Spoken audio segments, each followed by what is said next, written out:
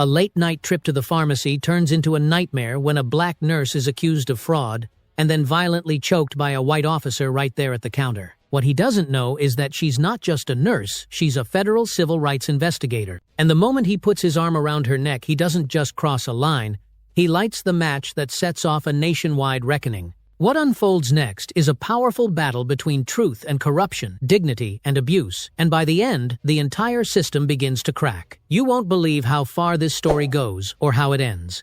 Let us know where you're watching from and what time you're tuning in. Drop a comment below. We'd love to hear from you. Now, let's begin. It started like any other evening, the kind of quiet late summer dusk, where the air clung to your skin, and the sky held onto its heat, long after the sun had dropped below the horizon. The strip mall parking lot was half empty, its lights buzzing faintly, casting sickly pools of yellow that shimmered against the worn pavement. Somewhere in the distance, a dog barked once and fell silent again. The only real sound was the hum of the refrigeration units behind the pharmacy wall and the slow, rhythmic chirp of insects hidden in the bushes. Lenora Miles pulled her old sedan into the last spot under the flickering street lamp, the engine wheezing slightly as she turned off the ignition. Her hands rested on the steering wheel longer than necessary. Not because she was stalling, but because her body ached in that deep, familiar way, the weight of a 16-hour shift pressing into her spine like invisible bricks. She exhaled, slowly rolled her neck from side to side, and finally reached for her purse, her ID badge still clipped to the collar of her scrubs. The nameplate read, Lenora Miles RN Trauma Unit. Inside, the pharmacy was nearly empty. The cool, artificially conditioned air hit her face like a sigh. A teenage clerk sat slumped behind the counter, lazily scrolling through his phone with one hand, while half-heartedly chewing gum.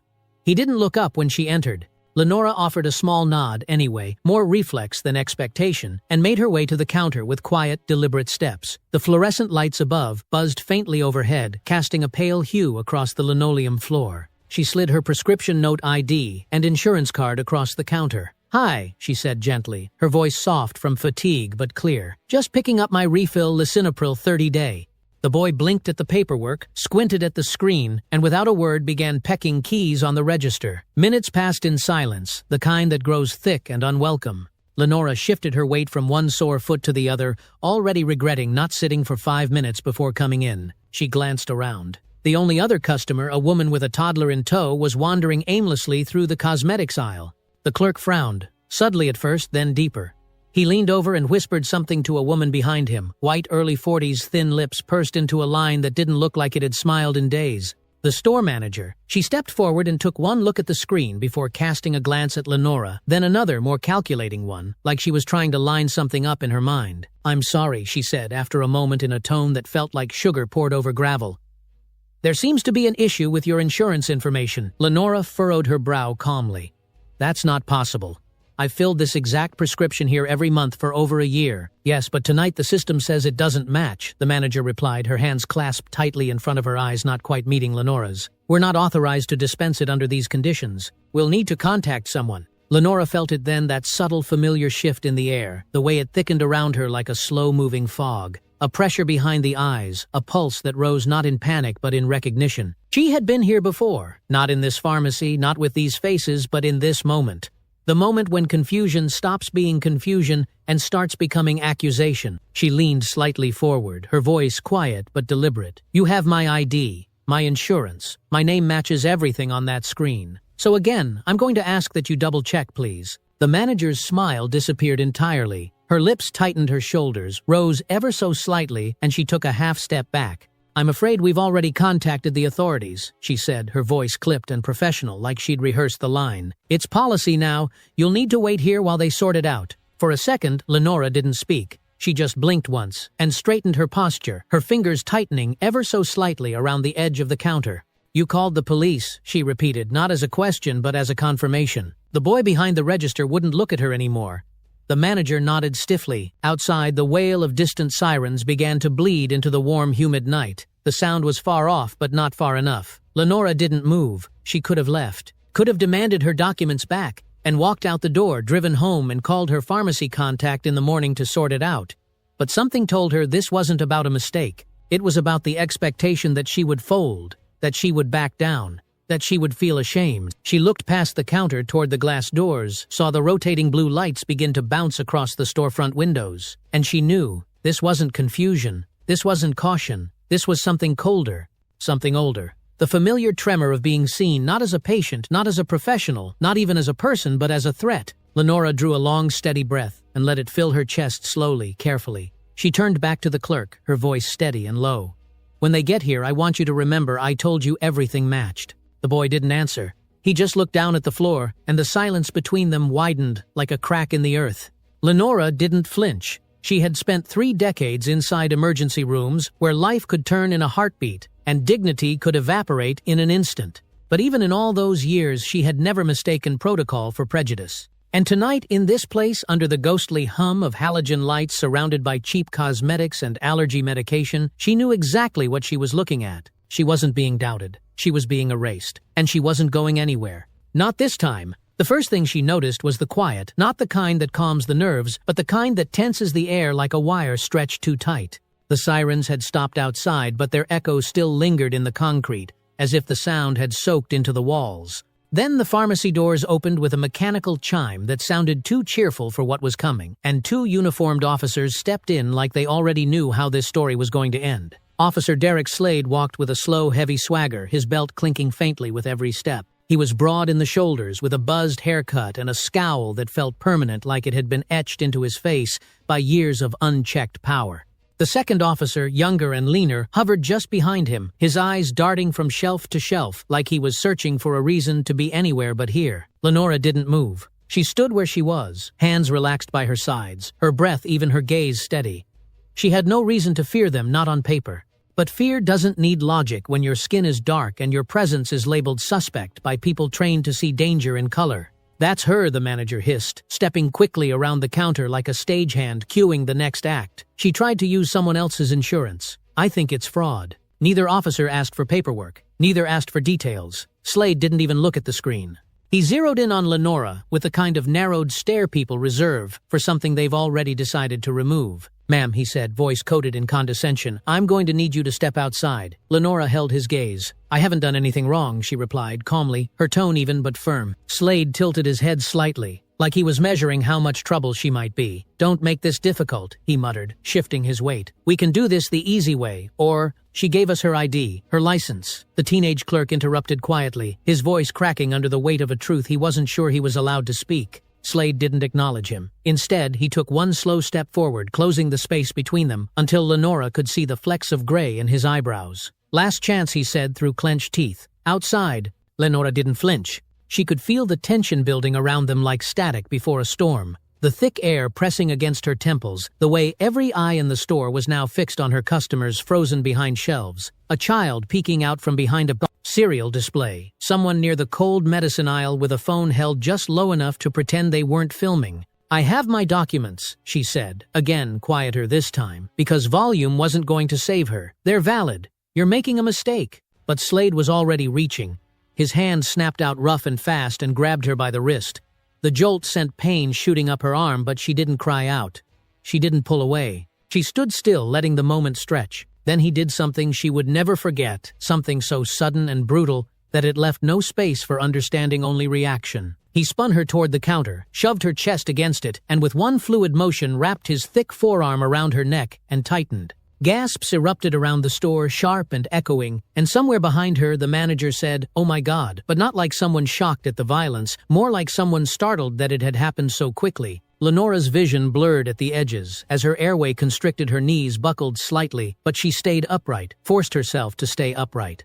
The counter was cool against her cheek. The fluorescent lights above flickered like they couldn't decide whether to reveal the truth or hide it. "This is forceful resistance," Slade growled into her ear. "You're not complying." "I can't breathe," Lenora whispered the words, scraping out between clenched teeth. I said, "Stop resisting." Boone, the younger officer, stepped forward, his voice uncertain but urgent.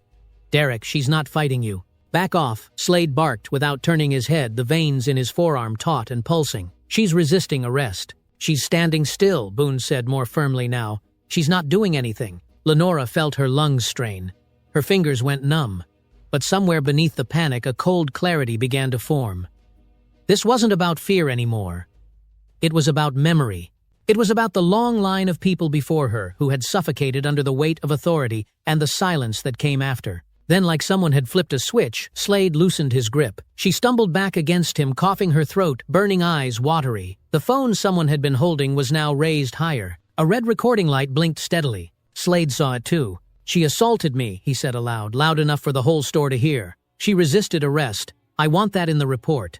Lenora turned slowly, her hand still in front of her, voice hoarse but even. "I didn't lay a finger on you." He grabbed her wrist again, twisted it behind her back, and shoved her toward the door. "Let's go," he growled. "You're done here." And as the metal cuffs clicked around, her wrists tighter than necessary, cruelly tight, and as he pulled her through the pharmacy like a thief caught mid-act, Lenora didn't fight. She didn't beg, she didn't plead. She held her head high, the same way she had after every overnight shift, every code blue, every loss, every injustice she had watched unfold from the other side of a hospital curtain. A child began to cry.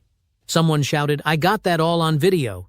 Boone looked like he wanted to disappear. Slade opened the squad car door and shoved her in, slamming it hard enough that it rattled the frame. And as she sat there, wrists burning, chest heaving, watching the pharmacy lights blur through the cruiser's window, she whispered just loud enough for herself to hear, "You just made the biggest mistake of your life." And this time, it wasn't a warning. It was a promise. The ride to the station was wordless, but it wasn't peaceful. It was the kind of silence that buzzed beneath the skin, vibrating with a tension that made the air feel thinner by the mile.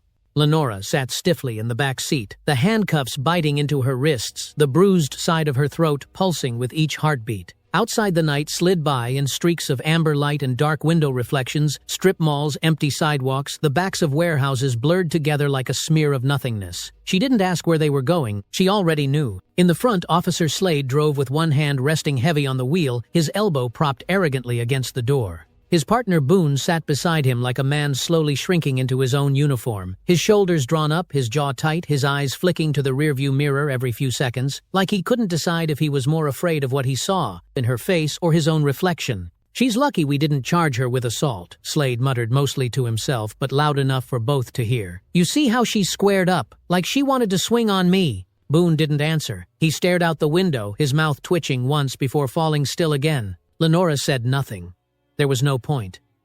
They had already written the script, already cast her in the role they wanted her to play, the angry black woman, the fraud, the threat. In their minds, she was already processed, fingerprinted, entered into a system that chewed people up in silence and spit them out in shackles. Speaking now would only give them more lines to twist. When the cruiser pulled into the parking lot of a squat gray police station tucked behind a row of chain-link fences, the headlights briefly illuminated the word "Integrity" painted in chipped white letters above the front doors. Lenora let out a breath she hadn't realized she'd been holding, then braced herself as the door opened, and Slade's voice barked, "Let's go. Don't make me drag you." She climbed out without a word, her shoes scraping against the gravel. The air was colder here, sharper somehow, or maybe it just felt that way because of what waited behind those doors. She walked between them, upright, silent, and painfully aware of how her posture was being watched. Inside, the station was bathed in the dull hum of fluorescent light, that kind of sterile, unflattering glow that made everything look sickly and flat. The walls were painted a tired off-white, the floor scuffed with black streaks, and the scent of burnt coffee and industrial cleaner hung heavy in the air. A few officers stood clustered near the front desk, pretending not to look at her, though she could feel their eyes tracking every step she took. One of them chuckled under his breath. Another whispered something behind a clipboard and shook his head. It wasn't the words that stung, it was the familiarity of it all. This wasn't new. This was just the latest room in a long, dark building built brick by brick from the same quiet, daily dehumanization. At the booking counter, a desk sergeant, pale, balding jowls like melted wax, glanced at her with open disinterest.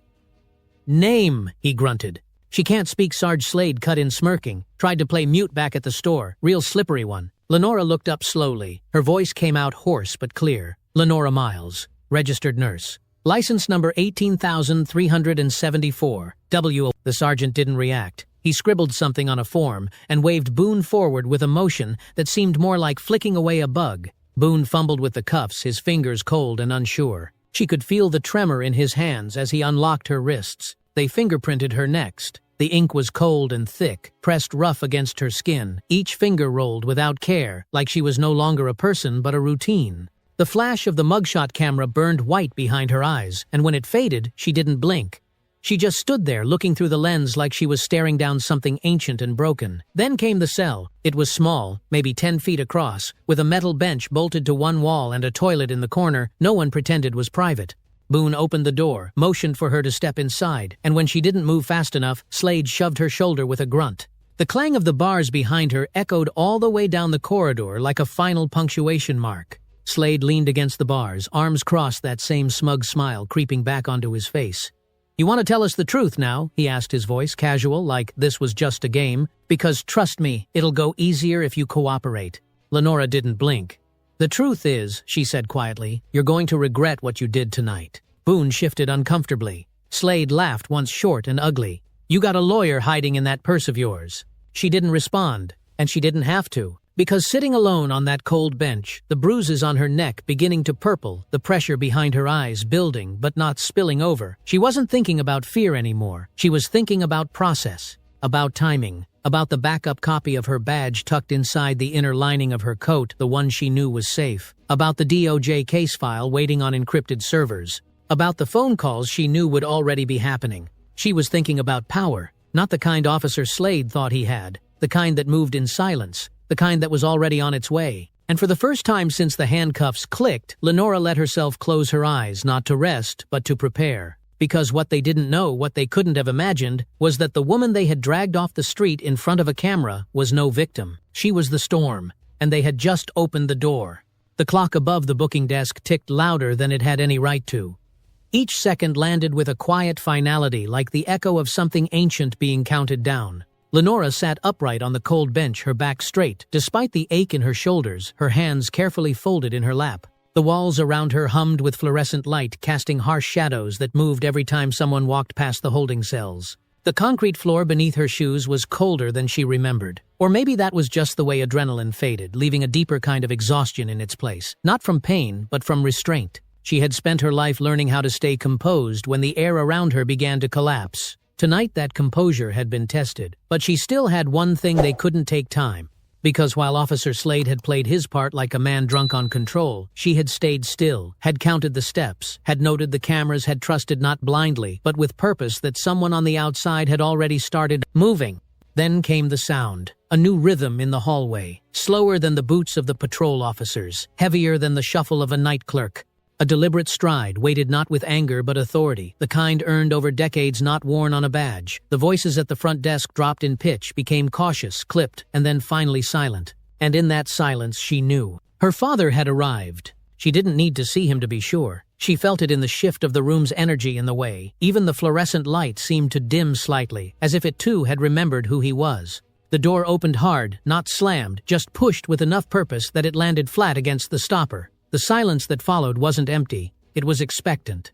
Officer Boone appeared first, rounding the corner with his mouth drawn tight like a man bracing for a verdict he already knew. His eyes found Lenora's for a flicker of a second, then dropped like they couldn't bear the weight of what was coming. Behind him came two men in dark suits, not cops, not locals. Their expressions unreadable, their steps precise, the kind of presence that made people move without being asked. Between them walked Arthur Miles. Even now, after all these years, her father carried himself like the sermon had just begun.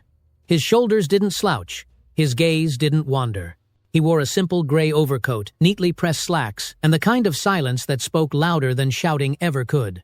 His hair, once solid black, was now touched with silver at the temples. But his eyes, those same deep, watchful eyes she had grown up studying, were still sharp enough to pierce walls. He didn't look at the officers. Not yet. He looked at her. And in that single look, 1,000 things were said, without a word. "I'm here. You're not alone. You were never alone." Then he turned to the cell door. "Who's in charge here?" His voice wasn't loud, but it landed with precision, not like a question, but like a command you didn't want to disobey. The desk sergeant, pale and sweating, stepped forward as if shoved from behind. That would be me," he stammered. "Good," Arthur said, stepping closer, his tone still even. "Then you can explain to me why a licensed nurse with a clean record and valid ID was physically restrained, choked, and arrested inside a pharmacy without cause and without a single effort to verify her information." The sergeant opened his mouth, closed it again, and glanced sideways at Slade, who stood stiff against the wall, jaw clenched, fingers twitching at his side, like they missed holding something heavier than a clipboard. "I'm going to need a reason," Arthur continued, folding his hands behind his back. And you'll want it to be a good one because as of 15 minutes ago, you're no longer dealing with just local fallout. You're dealing with a federal civil rights violation. Slade finally spoke, his voice harsh and defensive. We had reason to believe she was committing insurance fraud. She refused to cooperate. She handed you her license, Arthur interrupted without raising his voice. She complied. She stood still. She was choked. Officer Slade, in front of witnesses, on camera. One of the agents stepped forward, producing a key from his jacket. Open the cell, he said. Slade took a step forward, his face flushing red. You can't just walk in here and… Arthur turned to face him. Just turned, nothing more, but in that instant, the air thickened around them. I already have, he said quietly. And if you know what's good for you, you'll step back. The key turned. The cell door opened with a groan that echoed like it was announcing more than just one person's release. Arthur stepped aside and held out his hand, but Lenora didn't move toward him right away. She stood slowly, shoulders squared, and walked out on her own, passing Slade without even glancing his way. He didn't speak. He didn't move. He just stared straight ahead, jaw-locked, eyes flat. She paused once, only long enough to breathe in the air of the station, bitter with bleach and the false promise of justice, and then walked toward the hallway, flanked now by people who remembered who she was and what she stood for. The agents walked ahead. Arthur fell into step beside her. You all right? He asked, his voice low, meant only for her. She nodded once, lips pressed together. I'm all right now. As they reached the front of the station, the low murmur of urgent voices grew louder, radio chatter, phones ringing, the creak of chairs as officers stood or sat nervously. And above it all, the sharp rising sound of public attention, the storm gathering just beyond the glass doors. Arthur glanced sideways at her again. You remember the civil rights unit I helped build before I retired? She looked at him, her voice quiet but steady. Yeah. They've been looking for a case, he said. She didn't need to ask what he meant. She just looked forward toward the exit, toward the floodlights blooming against the glass. This wasn't the end. This was the ignition. By the time Lenora stepped out into the night air, the world had already started to change. The crowd outside the station wasn't large yet, but it was enough to feel like something had shifted, enough cell phone lights, enough murmuring voices, enough signs held shakily in the air to let you know this wasn't going to disappear. Morning. The night had grown cooler, the heat of the day finally surrendering to the breeze, and with it came a current of something that felt a lot like momentum. She didn't speak as she walked with her father past the rows of onlookers, her feet landing quietly on the sidewalk, the sound of flashing cameras and whispered names trailing behind her like shadows. She didn't flinch when someone called out. We saw the video, or when another woman reached out to touch her shoulder and said softly, "You're not alone." There was nothing performative in the way Lenora moved, no dramatics, no defiance. Just a quiet, unshakable dignity that settled over her like a second skin. Back at her father's rental car, she paused before opening the passenger door, turning slightly to take in the scene. Across the street, more people had begun to arrive, some in scrubs, some in church clothes. A few just in t-shirts and pajama pants, still holding their phones, still reading, still sharing. The footage was already circulating. She could feel it in the way people looked at her, not with pity but with a growing, aching anger. Arthur followed her gaze and said quietly, "It's starting." She nodded once, her voice low. "It's not just about me anymore." They drove in silence for several blocks, the city slowly waking into a different kind of noise, the kind made by alert tones from journalists' phones, the kind that hummed through emails, texts, press releases. Lenora leaned back in her seat, not resting, just observing. Every red light felt longer than usual. Every corner felt like it was holding its breath.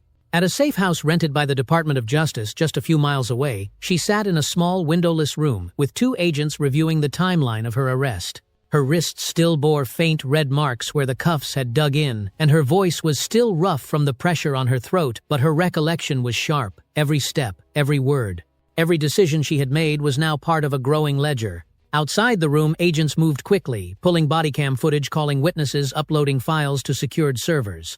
On one monitor, someone replayed the video from the pharmacy again. The image paused just as Slade's arm locked across her neck. On another screen, a second video showed the moment Boone reached out to intervene. His expression panicked, unsure already, realizing something had gone terribly wrong. A different agent approached, nodding at her quietly. "We've confirmed the footage is authentic," he said. "Multiple angles, multiple witnesses. This isn't going to be buried." She looked up, her voice calm. "I didn't think it would be." For the next few hours, the building buzzed like a command center on the edge of something seismic. Reports were compiled. Officer histories were opened. Internal Affairs was contacted, then escalated.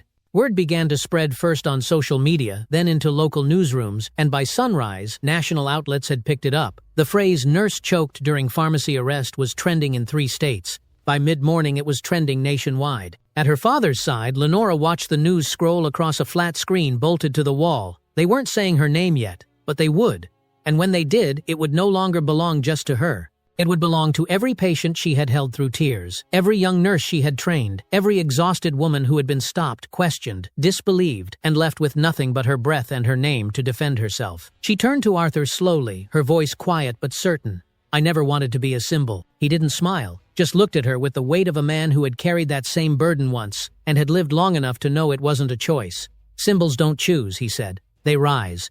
And outside that windowless room across the city waking into a storm, it didn't know how to contain that symbol had already begun to move. The courthouse was colder than it needed to be, a kind of artificial chill humming from the vents designed to keep people uncomfortable and alert. The air carried a low electric buzz, a blend of whispered conversations, scuffling heels on marble floors, and the clicking of pens tapping against stiff notepads. Outside, cameras were stacked 3 rows deep, their lenses tilted upward like curious mechanical eyes, waiting to catch a glimpse of something human enough to headline. Inside, Lenora sat quietly at the edge of a long oak table, her hands folded neatly in her lap, her spine straight but not rigid. She wore a dark navy blazer over her white blouse, the same kind she'd worn for patient consultations for years, the kind that said calm without having to say a word. Her father sat 2 chairs down, arms crossed, gaze locked on the front of the room, not because he didn't trust her to speak, but because he knew better than anyone what it cost her to speak now. The committee room was nearly full journalists, lawmakers, observers, aides, all pretending not to stare too hard, all trying to gauge what kind of story they were about to witness. One of the representatives cleared his throat, adjusted his mic, and looked directly at her. "Miss Miles," he said with a practiced softness. "You're welcome to begin your statement whenever you're ready." She took a breath, not deep, just steady. Then she began. "I didn't survive what happened to me," she said, voice level and clear, "just to sit here and hear apologies." A few heads lifted at that. Some leaned forward. "I'm not here because I'm unique," she continued. "I'm here because people like me get ignored, because it's easier to believe we're overreacting than to face the systems built to erase us." No one moved. The silence in the room shifted from polite patience to full attention. She spoke of the night calmly, the prescription pickup, the computer glitch, the way suspicion crept into a space that should have felt safe. She spoke of how quickly assumptions replaced facts, how easily force replaced listening, and how it felt to have her breath stolen in public while people watched and filmed and said nothing at all. And she spoke not as a victim but as a woman who had built her life, tending to others, only to learn that care didn't guarantee protection. "I don't need sympathy," she said, letting her gaze drift across the committee table. "I need accountability. We all do." Her hands remained folded the entire time, her expression never once crumbled. But her voice carried a different kind of force, not the force of anger or fear, but the force of something rooted deeper than pain. Dignity. The kind that doesn't beg to be seen, but commands attention because it refuses to disappear. When she finished, there was a pause. Not applause. This wasn't a moment for clapping, but something quieter, heavier. A collective breath held. A few people looked down at their notes as if unable to meet her eyes. As she returned to her seat, her father reached for her hand briefly under the table. She didn't say anything. She didn't need to.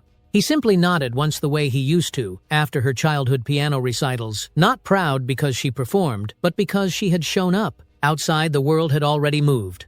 News vans idled with engines running. Tweets had gone out within seconds of her opening statement.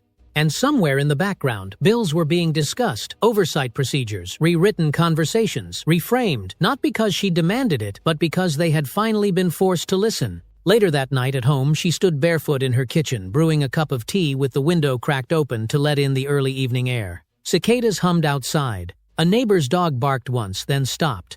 The television played softly in the other room, her name mentioned again, followed by words like integrity, reform, and precedent. She stirred her tea slowly, then leaned against the counter and let the silence wash over her. Not the heavy kind from the cell, not the courtroom hush before a statement. This was a different silence, one she had earned. She didn't know what would come next. She didn't expect the road to be smooth. But she knew one thing with absolute clarity now: she had not been erased. And for the first time in a very long time, the country had looked a woman like her in the eye and didn't look away. What happened to Lenora Miles isn't just one story in one city. It's a mirror held up to a system that too often punishes people, not for what they've done, but for who they are. It reminds us that dignity once denied doesn't quietly fade. It waits, it watches, and sometimes it speaks louder than any courtroom ever could. Lenora didn't fight back with fists or rage. She fought back with presence, with truth, with the quiet defiance of standing tall when the world wanted her small. And when they tried to silence her, she didn't scream, she stood still and let the storm speak for her. For those of us who've lived long enough to know how slowly change comes, this story gives us something else, proof that it can come. Maybe not overnight, maybe not easily, but when we bear witness, when we refuse to look away, when we remember, that's when change takes root. So if this story moved you, if it stirred something deep in your chest, or reminded you of something you've seen or lived, don't let it stop here. Share it, talk about it, let someone else feel what you just felt. And if you believe stories like this matter, stories about justice, about standing up, about being seen, then please take a moment to like this video, share it with someone you trust, and subscribe to the channel. Because the more we shine a light on truth, the harder it is for darkness to hide. Thanks for watching and for standing tall right alongside us.